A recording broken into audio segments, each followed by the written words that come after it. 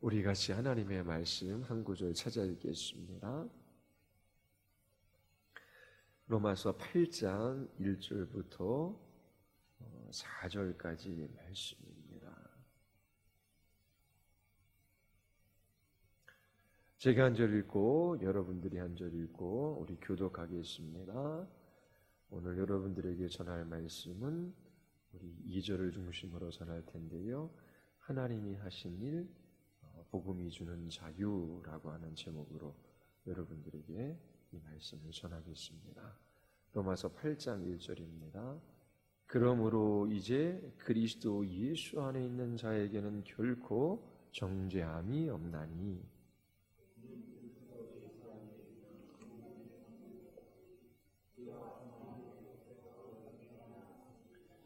율법이 육신으로 말미암아 연약하여 할 수 없는 그것을 하나님은 하시나니 곧 죄로 말미암아 자기 아들을 죄 있는 육신의 모양으로 보내어 육신의 죄를 정하사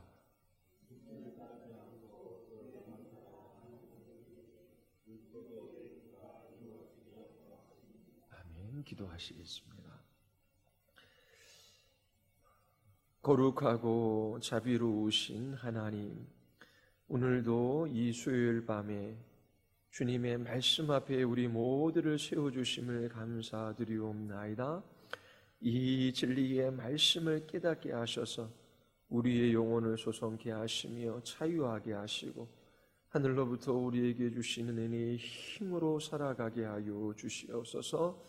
하나님이 우리에게 주시는 은혜와 평강으로 말미암아 저희들이 기쁨 가운데 주님을 찬양하게 하여 주시옵소서. 하나님께서 오늘도 우리를 부르신 그 부르심을 따라 살아가기를 원하나이다. 오늘도 우리에게 깨닫는 마음을 허락하여 주시기를 간절히 원하오며 예수 그리스도의 이름으로 기도드리옵나이다. 아멘. 지난주 우리는 그리스도 예수 안에 있는 자에게는 결코 정죄함이 없다라고 하는 이 진리의 말씀에 관하여 들었습니다. 이 진리가 여러분들에게 어떠한 자유와 용기와 힘을 가져다 줍니까? 이 진리 때문에 기뻐합니까? 이 진리에 대하여 들어도 깨닫지 못하는 사람들이 있어요. 이 진리가 낯설지요. 그냥 딱딱한 문자에 불과합니다. 결코 그리스도 예수 안에 있는 자에게 정죄함이 없다라고 하는 이 진리를 자신들의 모든 삶, 그 모든 상황과 환경과 연결시켜 생각하지를 못합니다. 오늘은 여러분들에게 1절과 2절을 통해 신의와 성화가 어떻게 연결되어져 있는지를 설교하고자 합니다. 용서받은 죄만이 우리가 이길 수 있는 죄입니다. 죄의 용서함을 받은 사람들만이 죄와의 싸움에서 승리함으로 그리스도를 높이는 삶을 살아갈 수 있습니다. 의로워진 사람만이 그리스도의 형상으로 변화되어져 주님의 이름을 높일 수가 있어요. 이것이 성경이 오늘 우리에게 말하는 진리입니다. 의롭게 된 사람들은 반드시 거룩한 삶을 살아가요. 죄 용서받은 사람들은 죄와 싸우며 이기는 것이 무엇인지를 알아요. 자기의 열심과 자기의 열정과 자기의 능력으로 그 싸움에서 이기는 것이 아니라 그리스도께서 우리를 의롭게 하실 뿐만 아니라 이렇게 거룩하게 하시는 그 일들을 바라보며 주님을 찬양하게 됩니다. 하나님께서 하신 일, 그리고 그분의 약속의 말씀을 굳게 붙들며 살아가도록 하나님께서 우리를 부르셨습니다. 그 전자, 하나님께서 행하신 그 모든 일들을 바라보며 우리가 마땅히 행해야 할 삶들을 살아가는 이 두 가지의 관계를 잘 이해하는 것이 그리스도인의 삶에 있어서 너무나 중요합니다. 몇 가지 예를 들어보겠습니다. 한 가정에 두 아들이 있습니다. 아버지가 재산이 많아요. 그런데 큰 아들은 아버지와 바른 관계를 가지고 있지 않습니다. 아버지의 사랑에 관하여 의심해요. 확신을 못합니다. 내가 아버지의 말 잘 듣고 순종해야지 아버지께서 나를 사랑하시고 또 유산도 많이 물려주실 거야. 그러면서 아버지 눈치를 보면서 그 아버지의 말씀을 따라 열렬히 순종하며 살아가고자 합니다. 내가 만약 아버지의 말에 순종하지 않으면 아버지께서 나를 미워하시고 그리고 끝내는 어떠한 유산도 물려주지 않을 거야. 그렇게 살아가는 아들이 있다라고 한번 생각해 보십시오. 또 다른 아들은 아버지와 인격적 관계, 사랑의 관계를 맺고 있어요. 율법적인 관계가 아닙니다. 내가 부모님 말을 잘 들으면 나를 사랑해 주고 내가 불순종하면 나를 미워할 거야. 나의 행위에 따라 부모의 그러한 사랑이 결정되어지는 그런 율법적인 관계가 아니라 인격적인 사랑의 관계를 맺고 있어요. 나의 부모님, 나의 아버지는 내가 무슨 짓을 해도 나를 사랑하셔. 물론 내가 아버지의 마음을 아프게 해드리면 슬퍼하실 것이고 또 나를 옳게 인도하시기 위하여 때로 휘초리도 들고 화도 내실 거야. 그런데 아버지께서 나에게 화내시고 휘초리를 드는 것은 나를 미워해서가 아니라 나를 잘 되게 하시기 위함이야. 정말 아버지는 나를 사랑하셔서 내가 무슨 짓을 해도 결코 나를 버리시지 않고 끝까지 나의 편이 되어주시고 나의 아버지가 되어주실 거야. 물론 아버지께서 돌아가시면 그 유산도 물려주실 거야. 두 아들이 그 가정에서 아버지와 관계를 맺고 살아가는데 차이가 있을까요? 없을까요? 누가 더 자유롭고 용기와 힘이 날까요? 자, 또 두 공장의 이야기가 있습니다. 한 공장은 계약을 체결했어요. 자, 물건 1만 개를 만들어서 납품하기로 하고 계약금도 다 받았어요. 자, 그 물건을 납품할 날짜는 한 달입니다. 그러면 그 공장에서 일하는 사람들, 그 물건을 만들어낼 때에 힘이 나지요. 이거는 팔릴 물건이고 또 이 물건을 열심히 만들어내면 보너스도 받고 또 월급도 많이 받을 수 있기 때문에 그래요.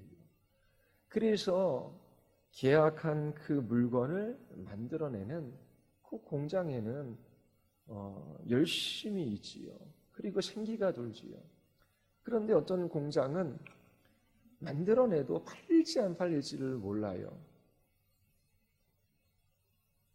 재고만 쌓아져 가고 있습니다. 그러니까 어떤 물건을 만들어내도 신이 나지가 않는 거예요. 자, 이처럼 계약을 체결하고 그 약속된 물건을 만들어내기 위하여 그렇게 열심히 일하는 사람과 팔릴지 안 팔릴지도 모르고 열심히 일하고자 하는 사람, 두 사람 중 누가 훨씬 더 자유롭고 누가 훨씬 더 힘이 날까요? 자, 세 번째, 한 죄인이 법정에 기소가 됐습니다. 그 죄에 대한 심리를 받아요. 자, 이 사람이 유죄 선고를 받으면 사형이고 무죄 선고를 받으면 이제 자유롭게 살아갈 수 있습니다. 판사가 그에게 말해요.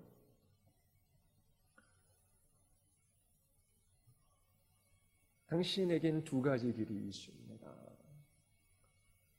지금 모든 정황을 미루어 보아 내가 판단하건대 당신은 죄가 없습니다. 지금 이 자리에서 무죄 선고를 한다면 이 판결은 결코 번복될 수 없는 확정적인 일입니다. 당신은 이제 자유의 몸이 되어 가고 싶은 곳은 어디든지 갈 수 있고, 그리고 할 수 있는 일들은 무엇이든지 할 수 있습니다. 당신은 죄인이 아닙니다. 땅땅. 그리고 또 다른 상황이 있어요. 당신의 죄를 확정지어야 되는데 지금으로서는 판단할 수 없습니다. 이제 당신을 가석방시키려고 합니다. 그 가석방 하는 동안 당신이 어떻게 살아가는지를 지켜볼 것입니다. 당신이 잘 산다면, 죄를 짓지 않고 옳게 살아간다면 앞으로 1년 후에 있을 그 심의 날에 당신은 무죄 선고를 받을 것입니다. 그런데 당신이 조금이라도 잘못한다면 당신의 유죄가 확정되어질 것입니다. 자, 1년 동안 당신을 가석방합니다. 자, 그러면 완전히 재판장에서 당신은 무죄입니다. 이 판결은 번복될 수 없는 확정적인 것입니다. 이제 당신은 죄인이 아닙니다. 당신에게는 죽음이 아니라 자유와 생명이 주어졌습니다. 이러한 선언을 들은 사람과 당신은 가석방입니다. 1년의 기한이 당신에게 주어졌습니다. 당신이 1년 동안 의롭게 산다면 당신은 무죄 선언을 받을 것이요, 그렇지 않고 조금이라도 범죄를 저지른다면 당신은 유죄 선고를 받고 죽을 수밖에 없을 것입니다.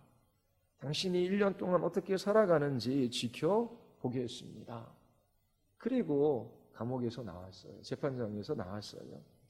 자, 이 두 사람의 경우 그 차이가 사소할까요? 첫 번째 경우는 죄에 대한 책임, 그 죄에 대한 형벌, 그 정죄로부터 완전히 자유해졌어요. 자, 이제 두려움 없이 기쁨 가운데 자기 자신의 생명을 가지고 하루하루 자유롭게 살아가면 돼요.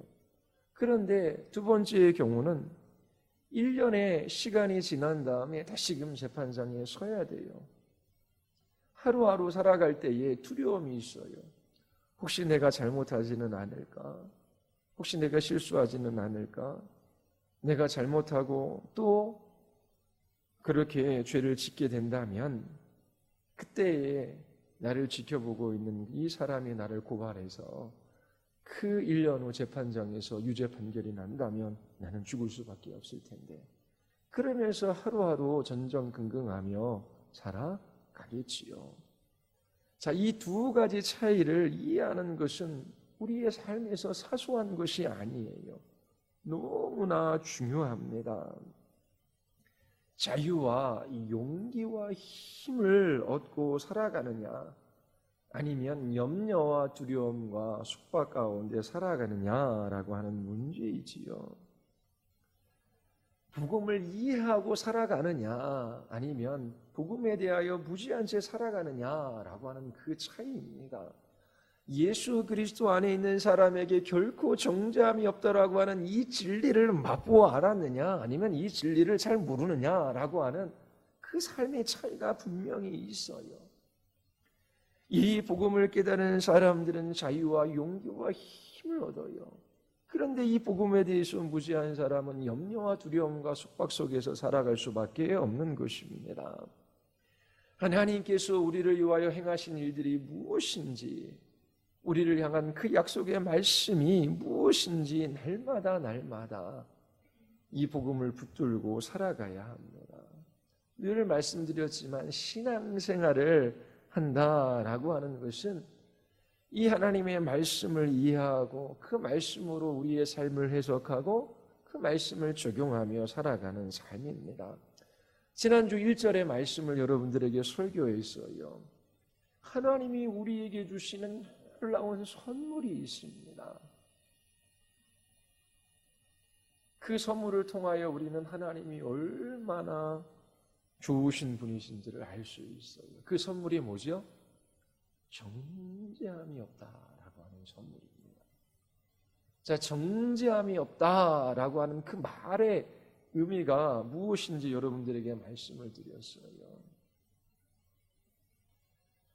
하나님께서 그 크신 능력과 지혜로 우리를 심판하시는 분이 아니라 하나님께서 그 크신 능력으로 이제 우리를 위하신다라고 하는 의미입니다.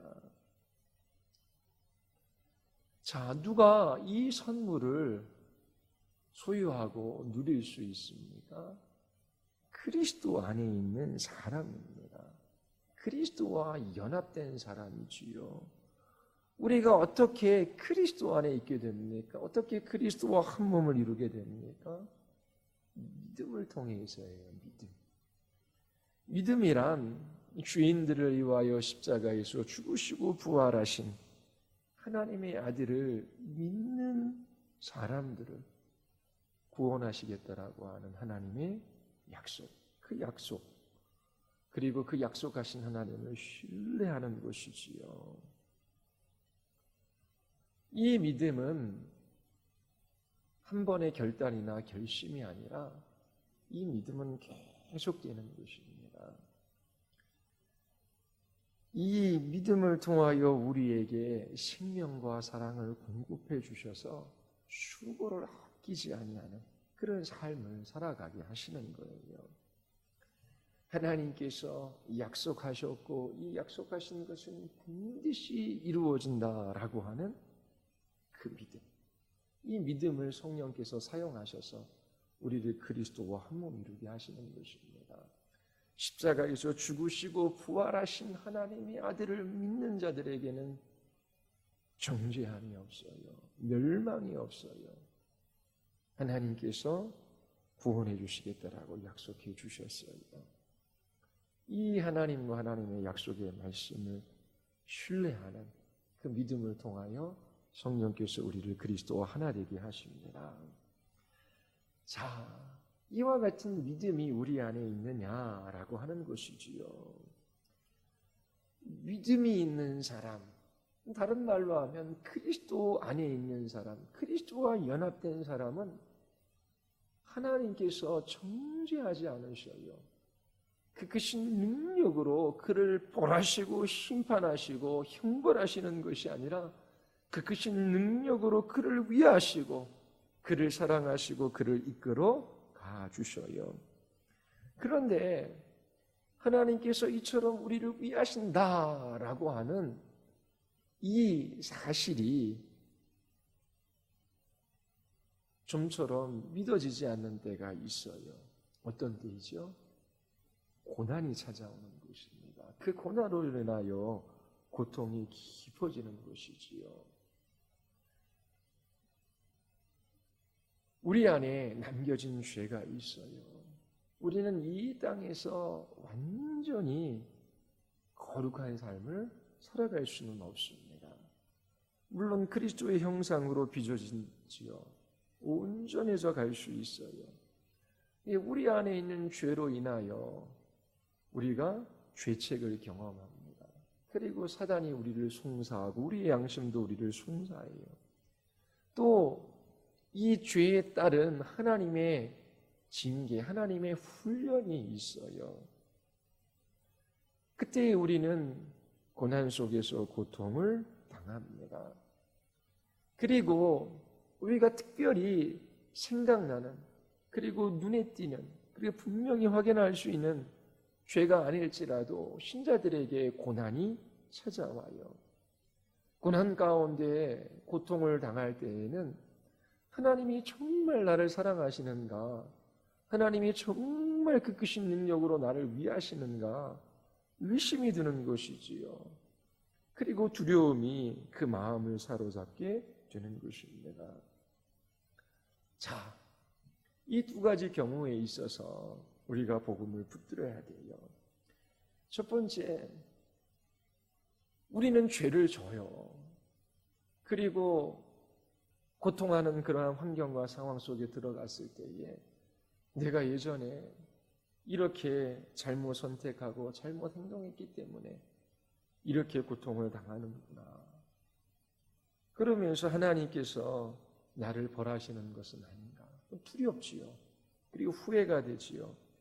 그리고 마음이 짓눌리고 절망감에 사로잡힙니다. 그때에 진리의 말씀을 기억해야 하는 것입니다. 하나님께서 율법으로 나를 다스리지 아니하시고 은혜로 나를 이끌어 가셔요. 율법은 우리 첫 번째 예에서 한 가정에 첫째 아들, 둘째 아들 있다고 그랬잖아요. 내가 잘하면 사랑하고 유산도 많이 물려주실 것이고 내가 못하면 막 나를 벌하고 나를 갖다 버릴 거 그리고 나에게 유산도 안 물려주실 거야. 나의 행위에 따라 부모의 사랑이 결정이 되어지는 것이지요. 그러한 하나님과 우리는 율법적인 관계를 맺고 있지가 않아요. 하나님과 우리는 인격적인 사랑의 관계, 우리는 하나님의 은혜의 다스림 안에 있습니다. 부모가 자녀를 훈계하고 또 때로는 징계하지요. 그런데 잘못했다고 갖다 내다버리지 않아요. 우리 육신의 부모는 자녀들에게 잘못할 수 있어요. 그런데 우리 아버지 하나님은 우리에게 실수하시는 분이 아니에요. 하나님께서 우리를 인격적인 사랑의 관계 그리고 은혜의 통치 아래 우리를 이끌어 가셔요. 은혜라고 하는 것은 우리 안에 자격이나 공로나 의 그리고 하나님의 사랑을 받을 만한 근거 그런 것들로 살아가는 것이 아니지요. 한 가정에 자녀가 태어났어요. 그러면 무조건적인 사랑이잖아요. 이 자녀가 잘해야지 나는 사랑할 거야. 그런 부모는 없을 거예요. 하나님께서 우리를 하나님의 자녀 삼아주셨어요. 거듭나고 새로운 피조물이 되었습니다. 하나님의 사랑은 무조건적인 사랑이에요. 그리고 하나님께서 모든 것을 동원하셔서 그 자녀를 거룩하게 하시고 그리고 가장 복된 인생으로 빚어가시려고 하는 것이지요. 이 사실을 기억해야 하는 것입니다. 우리가 죄를 지을 때에 율법적인 관계 속에서 그렇게 죄를 짓는 것이 아니라 하나님과 인격적인 사랑의 관계 속에서 죄를 짓는 거예요. 자녀가 죄를 지을 때에 부모의 마음을 아프게 하는 것이지요. 마찬가지로 우리가 죄를 지을 때에 그 죄 지은 것 때문에 하나님께서 우리를 법정으로 끌고 가지 않으셔요. 그런데 대한민국도 법치주의 국가고 이 법이 지배하는 사회 속에서 무엇인가 법을 어기면 법정에 서야 돼요. 그리고 그 법의 심판을 받아요. 그런데 하나님께서 우리를 그런 율법적인 관계로 다루시는 것이 아니라 부모와 자녀, 인격적 사랑의 관계 속에서 우리를 다루셔요. 그래 우리가 죄 지으면 하나님께서 법정에 끌고 가셔서 이놈 저기 감옥에 가두어 두십시오. 그리고 정말 나쁜 짓 하면 사형에 처하십시오. 그런 일은 결코 안 일어나잖아요. 어떻게 해요? 자녀가 죄를 지으면 부모의 마음을 아프게 해드리듯 하나님의 마음을 아프게 해드리는 거예요.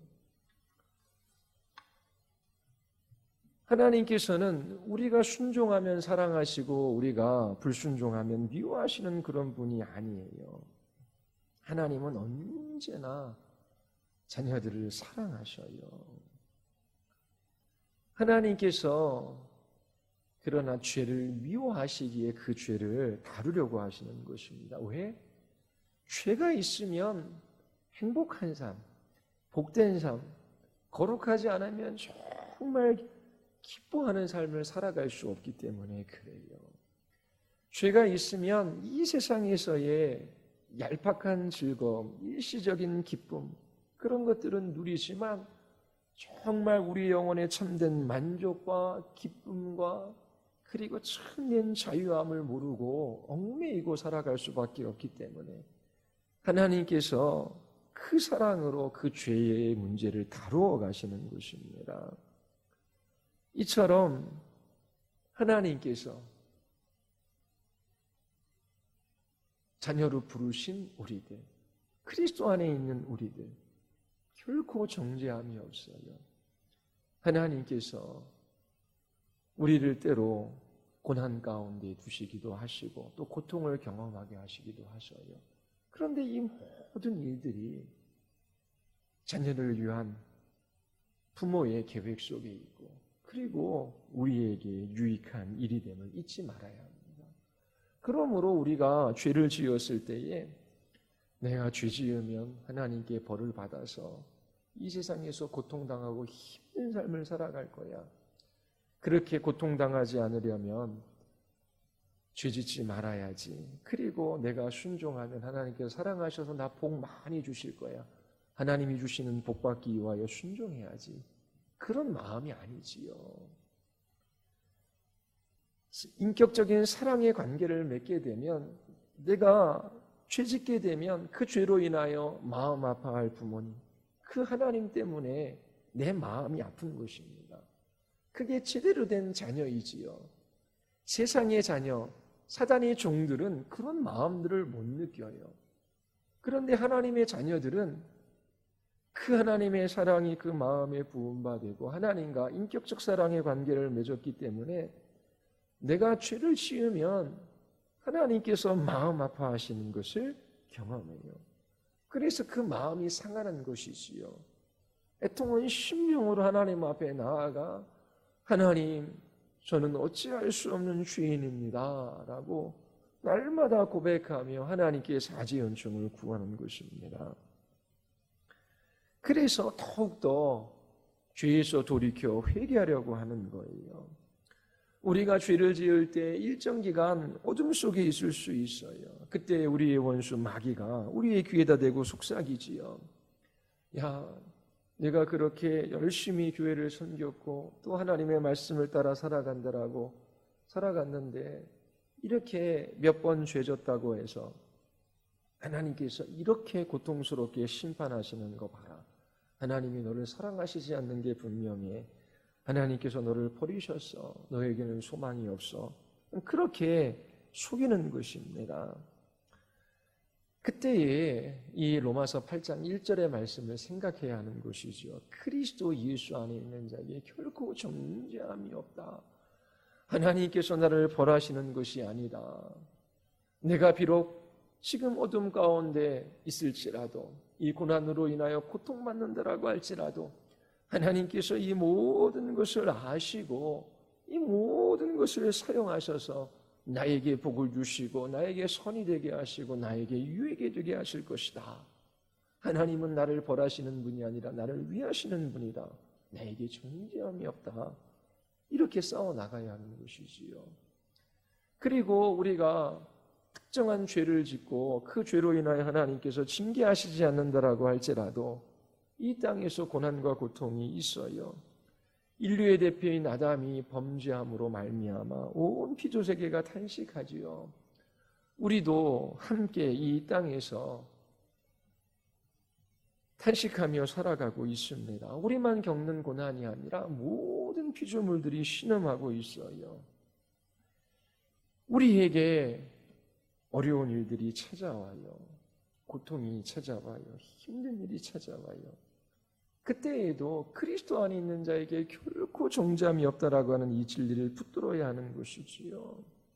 이 고난도 고통도 하나님의 주권적인 선하신 통치 아래 있음을 고백해야 합니다. 하나님, 나에게 있는 이 형벌이, 이 고난이, 그리고 이 어둠이 내 죄로 말미암은 것일 수 있어요. 돌이켜 회개하며 하나님의 자녀에게 정죄함이 없고 이 죄까지도 사용하셔서 우리를 빚어가실 것을 그렇게 바라봐야 하는 것이지요. 그리고 특정한 죄가 아니라 그렇게 큰 질병에 걸리거나 사건이나 사고를 만났을 때에 하나님 이 일을 통하여 하나님께서 뜻하신 바가 있지요.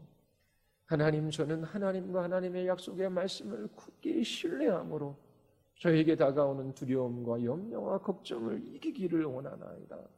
하나님 끝까지 주의 약속의 말씀을 붙들므로 나를 위하여 그 아들을 십자가에 내어주신 그 사랑을 바라봄으로 이 믿음을 통하여 주님의 영광을 높이기를 원하나이다. 하나님이 이 고난과 고통을 통하여 더 예수 그리스도 의지하게 하시고 이 땅에 소망을 두지 말게 하시고 하나님 나라에 소망을 두게 하여 주시옵소서. 하나님께서 이 모든 것을 사용하셔서 그리스도의 이름이 높아지게 하여 주시옵소서. 그러면서 이 길을 걸어가는 것입니다. 왜요? 그리스도 안에 있는 자에게는 존재함이 없기 때문입니다. 자, 우리 2절 말씀 한번 보십시오. 우리 같이 한번 읽어보겠습니다. 다 같이 시작. 이는 그리스도 예수 안에 있는 생명의 성령의 법이 죄와 사망의 법에서 너를 해방하였습니다. 자, 우리 1절과 2절을 연결시키기 전에 2절에서 세 가지 정도 살펴보기를 원합니다. 자, 첫 번째는 죄와 사망의 법이 무엇이겠습니까? 우리 7장 22절과 23절을 보면 우리 유사 구절을 찾아볼 수 있어요. 7장 22, 23절 같이 한번 읽을까요? 다 같이 시작. 내 속사람으로는 하나님의 법을 즐거워하되 내 지체 속에서 한 다른 법이 내 마음의 법과 싸워 내 지체 속에서 죄의 법으로 나를 사로잡는 것을 보는도다. 자, 로마서 8장 2절에서는 죄와 사망의 법에 관해서 이야기하고 로마서 7장 우리가 읽은 본문은 내 지체 속에 있는 죄의 법에 관해서 이야기를 합니다. 자, 왜 죄와 사망의 법이라고 했을까요? 사망이라는 단어가 8장 2절에는 더해지지요. 왜냐하면 죄의 법이 우리를 사망으로 이끌기 때문입니다. 자, 그렇다면 여기서 죄의 법이라고 하는 것이 무엇일까요? 로마서 7장 23절에서 죄의 법은 내 지체 속에 있어요. 내 안에 있는 것이지요. 자, 그런데 법 하면은 뭐예요? 본질적인 의미에 있어서는 명령, 규칙을 의미하는 것이지요. 자, 이것은 해야 되고 이것은 하지 말아야 합니다. 자, 해야 할 것과 하지 말아야 될 것에 대한 그 본질적인 의미가 있어요. 거기에서 어떤 의미가 파생되냐면 이 해야 할 것을 하지 않으면 어떻게 해요? 거기에는 페널티, 형벌이 주어지는 거예요. 그래서 이 죄의 법이라고 했을 때에 이 죄는 반드시 효력을 나타내는 어떤 원리나 힘을 의미하는 것입니다. 자, 한국에 헌법이 있어요. 그리고 수많은 법률이 있지요. 차를 몰고 가는데 제가 60km여야 되는데 저희 고속도로였었는데 근데 거기서 60km만 했는데 72km가 찍혔어요. 32,000원이 날라왔어요. 자, 그럼 어떻게 해요? 법은 하지 말아야 될 것, 해야 될 것. 규정속도를 지키십시오. 자, 규정속도를 어기지 마십시오. 그런데 그 법을 어기면 어떻게 됩니까? 거기에는 효력이 있어요. 이 효력을 나타내는 원리나 힘, 그리고 강제하는 힘이 있는 것이죠. 그래서 이 법을 어기면 반드시 페널티가 따르게 되어져 있어요. 그래서 법은 어떤 행동을 지속적으로 이끌거나 강제하는 원리나 힘입니다. 그러니까 법은 어떤 일을 하도록 명령하거나 어떤 일을 하지 말도록 명령함으로 사람들을 움직이는 것이지요. 그러면 신자 안에 내재하는 죄의 법이 있어요. 그러면 이 죄 또한 사람들로 하여금 지속적으로 어떠한 일들을 하게 하죠. 그 어떠한 일들은 무엇이겠습니까? 악을 행하도록 하는 거예요. 하나님의 말씀에 불순종하며 살아가도록 하는 것이지요. 그렇게 우리 안에 있는 죄의 법은 원리나 힘, 강제하는 어떤 권세나 힘이 있어서 어떤 일들을 하도록 하는 거예요. 그러한 효능이 있다라고 하는 것입니다.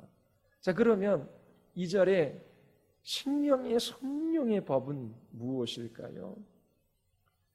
생명의 성령의 법이 죄와 사망의 법으로부터 자유하게 합니다. 이 생명의 성령의 법은 성령의 법, 성령께서도 어떻게 해요? 역사하는 힘이 있는 것이죠. 그런데 성령의 역사는 어떻게 해요? 우리를 생명으로 이끌고, 죄의 역사는 우리를 어디로 이끌어요? 사망으로 이끄는 것입니다. 그리스도 안에 있는 생명의 성령의 법이 믿는 우리들을 죄와 사망의 법으로부터 자유하게 했대요. 이 말의 의미가 무엇입니까? 그리스도 안에 있는 생명의 성령의 법은 죄와 사망의 법, 그 죄의 힘을 제압하고 승리로 우리를 이끈다라고 하는 것입니다. 죄에 대한 승리, 이 이김은 우리의 분투, 우리의 열심, 우리의 힘과 노력에 달린 문제가 아니라는 거예요.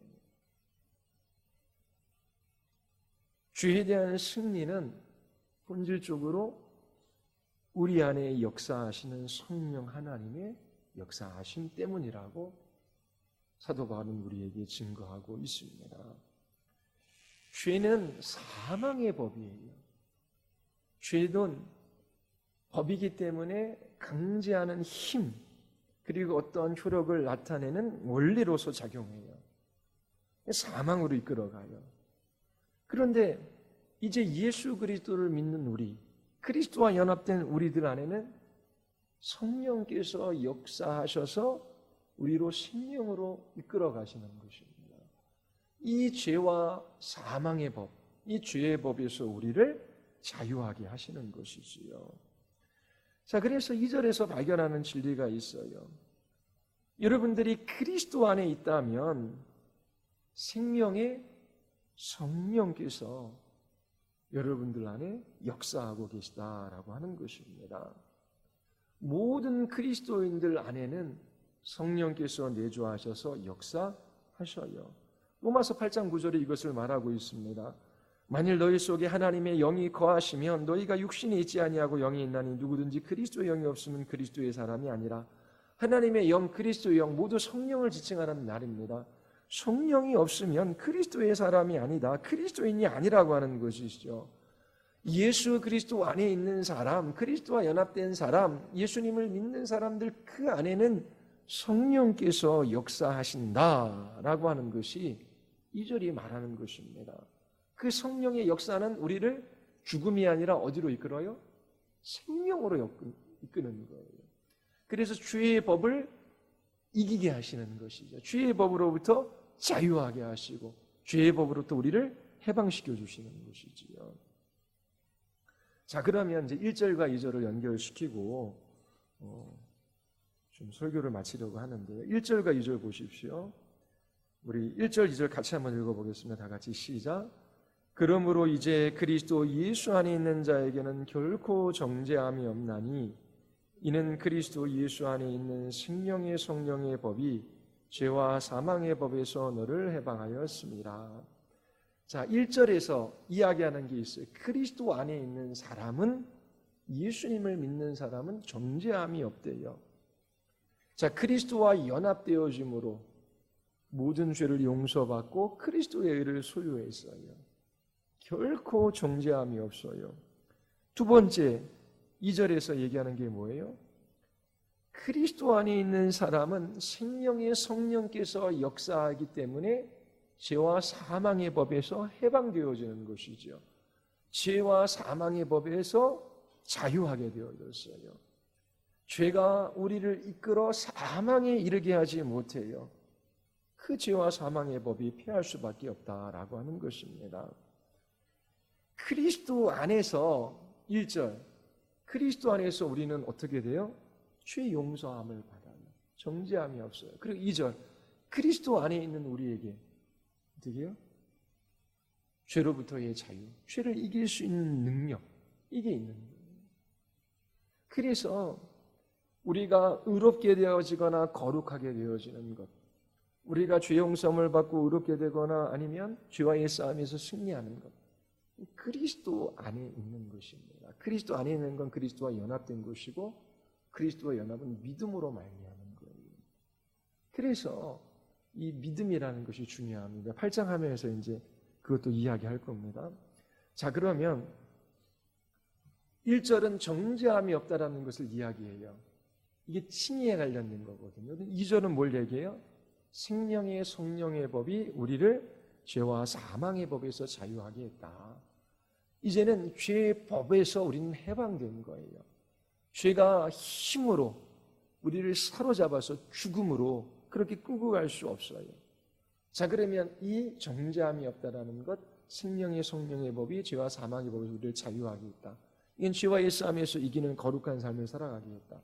성화라고 할 수 있죠. 이 두 가지가 어떤 관련이 있는가라고 하는 것입니다. 자, 이것은 우리의 모든 죄를 용서받은 것과 이 죄와의 싸움에서 이길 수 있는 이 능력, 이 두 가지의 관계를 묻는 것과 똑같은 거예요. 자, 우리는 예수 그리스도 안에서만 용서함을 받고 예수 그리스도 안에서만 죄와 싸워 승리할 수 있습니다. 그리스도와의 연합 안에서만 우리는 용서함 받고 의롭게 되고 그리스도 안에서만 우리는 거룩하게 되는 거예요. 그리스도 안에서 예수님 믿는 사람들은 이 두 가지를 다 갖는 것입니다. 자, 1절과 2절이 연결되어져 있어요. 연결사가 뭐지요? 이는 이라고 하는 것입니다. 이는 이라고 하는 것은 왜냐하면 이라고 하는 접속사. 영어 성경 보면 because나 for로 연결되어져 있어요. 자, 이는 이라고 하는 것은 두 가지 의미로 해석될 수 있어요. 예를 들어서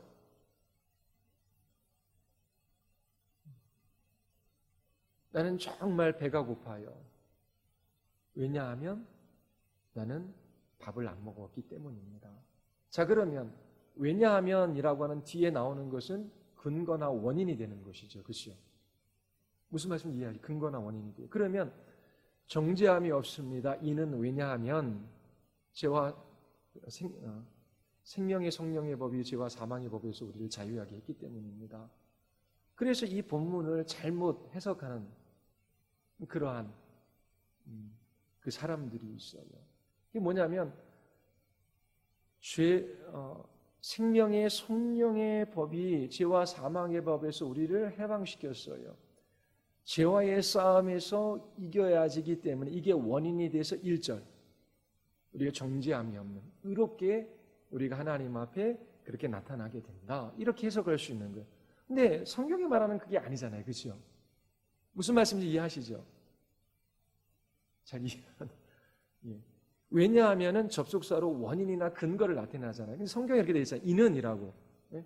그러면 생명의 성령의 법이 우리를 죄와 사망의 법에서 자유하게 했어요. 그러면 성령의 역사가 있어서 우리로 하여금 죄와의 싸움에서 승리하게 하는 그것이 근거가 돼서 우리가 정죄함이 없다는, 의롭다는 판단을 받는다. 그렇게 해석하는 사람이 있다라고 하는 거예요. 그건 잘못된 거죠. 캐톨릭에서 그렇게 해석해요. 자, 그러면 이 이는이라고 왜냐하면 하는 것은 또 다른 해석이 있어요. 그게 뭐냐면 나는 배가 고픕니다. 왜냐하면 배에서 꼬르륵 소리가 나기 때문입니다. 그러면 꼬르륵 소리가 난다라고 하는 것은 원인이 아니에요. 그렇죠? 그거는 배가 고픈 증거지요. 증거. 그래서 이 이는이라고 하는 말을 증거라고 하는 것으로도 해석할 수 있는 거예요. 그러면 정죄함이 없습니다. 우리는 의롭게 되었습니다. 이는 그 증거는 뭐라고 하는 거예요? 생명의 성령의 법이 우리를 죄와 사망의 법에서 자유하게 했기 때문입니다. 그러면 성령께서 역사하셔서 죄와 싸우는 그 사람들, 성령의 역사하심이 무엇인지 아는 그 사람들이 어떻게 해요? 정죄함이 없다라고 하는 그 증거로 나타난다라고 하는 것입니다. 1절과 2절의 관계가 이는 왜냐함으로 연결되어져 있기 때문에 그러는 거예요. 자, 그러면은 우리 2절이 정죄함이 없다, 하나님 앞에 의롭다 인정함을 받는다. 그것은 죄와 싸우는 성화의 삶 때문에 그런 게 아니라 성령님을 의지하여 죄와 싸우면 마침내 정죄함이 없는 사람은 나타난다. 그렇게 해석하는 사람이 그건 잘못된 해석이고 어떻게 해요? 우리는 정죄함이 없어요. 이는 그 증거는 뭐라고요? 생명의 성령의 법이 우리를 죄와 사망의 법에서 자유하게 했기 때문입니다. 이렇게 해석되는 거예요.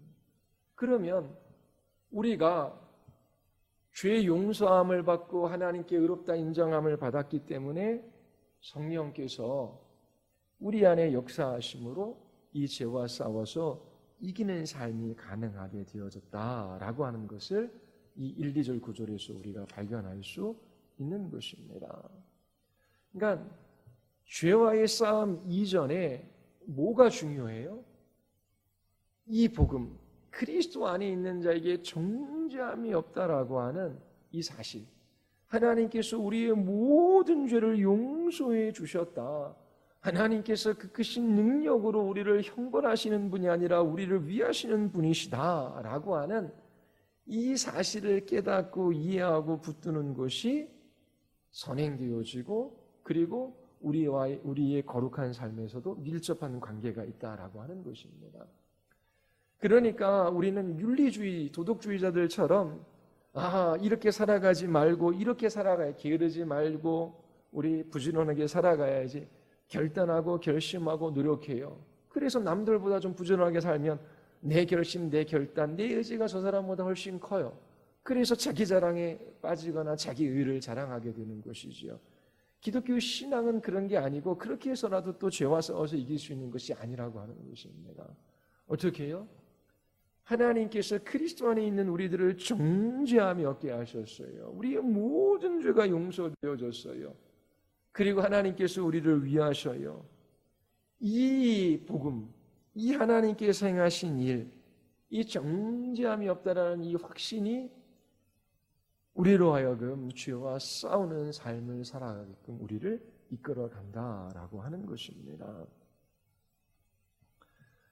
자, 그러면서 3절 한번 보십시오. 3절 다 같이 시작. 왜냐하면 3절 다 같이 시작. 율법이 육신으로 말미암아 연약하여 할 수 없는 그것을 하나님은 하시나니 곧 죄로 말미암아 자기 아들을 죄 있는 육신의 모양으로 보내어 육신의 죄를 정하사. 3절에는 왜냐하면이라는 접속사가 있어요. 근데 이게 빠져 있는 것이지요. 자, 생명의 성령의 법이 우리를 죄와 사망의 법에서 자유하게 했어요. 그리고 1절, 우리는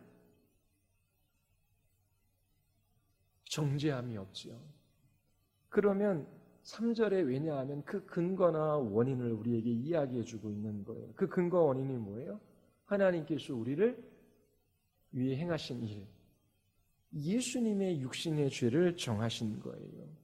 그 일을 근거로 해서 우리를 정죄함이 없게 하시고, 그 일을 근거로 해서 우리가 성령의 능력으로 죄와 싸워서 이길 수 있는 그 삶을 살아가게 하시는 것입니다. 죄와 사망의 법에서 자유케 하시는 성령 하나님의 역사는 정죄함이 없다라고 하는 증거로서 그렇게 제시되어지는 거예요. 그리스도 안에 있는 사람들에게는 정죄함이 없어요. 그 증거는 성령께서 그 안에서 역사하시고 죄를 이기는 승리를 주시는 것입니다. 자, 이처럼 하나님이 행하신 일, 그것이 근거와 원인이 돼요. 하나님께서 우리를 먼저 정죄함이 없다라고 선언해 주셨어요. 우리를 의롭게 하셨어요. 이것에 대한 확신을 가지고 살아가는 사람들은 그리스도 안에서 생명의 성령의 법이 죄와 사망의 법에서 우리를 자유하게 됐다. 죄와의 싸움에서 승리하고 이기는 이 삶을 살아가게 되는 것입니다. 두려워하거나 염려하거나 걱정하지 않아요. 자, 하나님이 하늘 법정에서 네가 일정 정도 살아서 이 땅에서 살다가 오면 네 삶의 결과물을 보고 너를 유죄 판결할 것인지 무죄 판결할 것인지 그렇게 결단할 것이다. 이 세상에서 삶이 얼마나 불안하고 두렵고 힘들겠습니까? 그런데 이미 하늘 법정에서 이제 그리스도 안에 있는 자에게 정죄함이 없다라고 선언되어졌어요. 그 하나님의 법정에서 무죄 선언은 번복될 수 있는 것이 아니에요. 확정된 사실이에요. 그런데 캐톨릭은 의로워지려고 죄와 싸웁니다. 그리고 자기 자신의 행위에 따라 재판을 받게 된다라고 이야기해요. 이 땅에서의 삶에 두려움을 가질 수밖에 없는 것이지요. 그러나 기독교인들은 하나님께서 그 아들에게 죄를 정하셨어요. 그 아들을 믿는 자들을 그리스도와 연합되게 하시고 하나님께서 의롭다 칭해 주셨어요. 결코 정죄함이 없어요. 이제 하나님께서 그들을 위하셔요.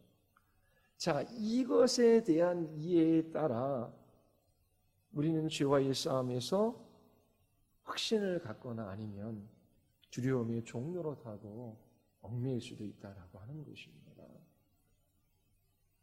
복음에 대한 이해가 없는 사람, 자, 이제 예수님을 믿었으니 나 주님을 위해 열심히 살아봐야지 결단하고 결심해요. 그리고 좀 남다른 의지를 가지고 있는 사람은 기도도 열심히 하고 말씀도 열심히 배우고 또 열심히 순종해서 잘 살아요. 그런데 예수 그리스도 안에서 생명의 성령의 법이 죄와 사망의 법에서 우리를 자유하게 하셨다라고 하는 이 복음이 아니라 그냥 하나님은 우리를 도와주시는 분, 그 정도로 생각하고 살아가는 사람들은 잘하면 자기 자랑을 하거나 자기 절망에 빠질 수밖에 없는 거예요. 그러나 이 복음을 이해하는 사람들은 예수 그리스도가 우리의 의로움이 되셔요. 예수 그리스도 안에 있는 자에게 정죄함이 없어요. 그리고 예수 그리스도가 우리의 거룩함이 되셔요. 우리를 의롭게 하실 뿐만 아니라 우리 안에 의를 행하시는 분이 바로 그리스도셔요. 성령께서 그 일들을 행하시는 것이죠. 그래서 우리의 의롭게 우리의 칭이나 우리의 성화나 다 우리 안에서 역사하시는 주님으로 말미암아 주님 한 분을 찬양할 수 있는 것입니다. 그리스도 예수 안에 있는 자에게는 정죄함이 없어요. 이제 성령님의 능력 안에서 믿음으로 죄와 싸워 승리하는 삶을 살아갈 수 있게 되는 것입니다. 이 진리가 결코 가벼운 진리가 아니에요. 그리스도 안에 있는 자에 결코 정죄함이 없다라고 하는 이 복음 진리로 인하여 자유와 용기와 힘을 얻어 그렇게 죄와 싸우고 그 성령 하나님의 역사하심과 그 하나님의 약속하신 말씀을 붙들고 믿음으로 그렇게 굳건히 서서 자유함 가운데 이 길을 걸어가는 사람들이 그렇게 많지 않아요. 자기 자신의 행동이나 자기 자신의 모습을 바라보고 낭망하고 아니면 자기 자랑에 빠지는 경우들이 많이 있는 것이지요. 그리스도인들은 영적인 전쟁에서 항상 승리하는 것은 아니에요. 그러나 마침내 승리가 결정되어진 싸움입니다. 그리고 이기는 것이 무엇인지를 경험해요. 그리고 이겨요. 승리를 보장받는 싸움이기 때문에 그렇습니다. 그래서 그리스도 안에서 결코 정죄함이 없다라고 하는 이 복음 진리로 인하여 우리는 성령 하나님의 능력 안에서 믿음으로 하나님의 약속의 말씀을 붙들고 이 죄와의 싸움에서 이기는 삶을 살아갈 수 있게 되는 것입니다. 이 평범하지만 평범하지 않는 진리, 이 진리가 하늘로부터 우리에게 공급해 주시는 그 자유함과 용기와 힘을 얻어 염려나 두려움이나 걱정, 그 모든 것에 얽매여서 그렇게 죽음의 길을 걸어가는 것이 아니라 생명의 길을 걷게 하시는 그 하나님의 놀라운 구원의 은혜가 무엇인지를 여러분들이 일상적인 삶 속에서 경험해 갈 수 있게 되기를 바랍니다. 우리 같이 기도하시겠습니다. 우리 이 시간 기도할 때에 예수 그리스도 안에 있는 사람들에게 결코 정죄함이 없다라고 하는 이 진리가 여러분들을 자유하게 하는지, 그 무엇에도 얽매이지 아니하고 여러분들에게 힘을 주어 그렇게 넘어진 자리에서 다시 일어나고 무너진 것을 다시 일으켜 세우고 마땅히 걸어갈 그 길로 걸어가게 하는지, 아니면 자기 자신의 생각과 경험과 열심과 노력으로 살아가고자 하는지 살펴보기를 원합니다. 하나님 예수 그리스도 안에서 이롭게 되어지고 예수 그리스도 안에서 주님이 우리의 거룩이 되신다는 이 진리가 무엇인지를 삶 속에서 경험하게 하여 주시옵소서. 성령 하나님의 인도하심을 따라 날마다 믿음으로 주의 약속의 말씀을 붙들고 이 길을 걸어가게 하여 주시옵소서.